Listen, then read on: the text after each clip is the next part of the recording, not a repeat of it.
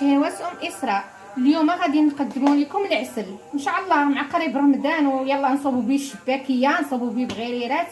اليوم خدينا قالب ديال السكر، قالب السكر فيه نص ديال الليمونه غنلوحوها معاه، حامضه نص حامضه محكوكه، كاس ديال الليمون ما عامرش، عويد ديال القرفه، واحد 6 قرنفلات، ويطرو ديال الماء. وبسم الله غنخويو السكر. القالب غنديروه كله، ما نحيدو منه حتى شي حاجه. غنخويو عليه الماء، يطرو ديال الماء، ما تزيدوش، يطرو بالحساب. هاد القرعه راه كتهز يطرو. غنزيدو نديرو كلشي بدقه. غنديرو نخويو عليه الليمون، غنخويو عليه نص ديال الحامضه، غنلوحو عليه القرفه وقرنفل صافي، وغنشعلو عليه دابا البوطه. ملي غيدير شويه غادي نعاودو نلوحو عليه الليمون الحامض.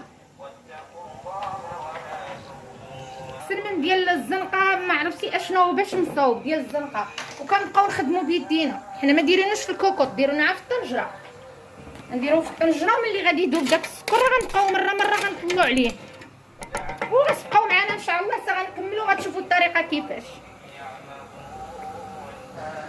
بعد ما درنا دابا السكر هو داب لينا القالب، ها هو كيولى. دابا غادي نرميو نلوحو عليه الحامضه والليمون، وانتم غادي تشوفوا راه دغيا غادي يطيب. ما ديرينوش في الكوكوط، والقالب كيجي حسن من السنيده، ما بغيناش نديرو السنيده صافي. وكنبقاو نستمروا مره كنطلعوا عليه، كنحركوه مره كنطلعوا عليه باش ما يتحركش لينا في الطاوه.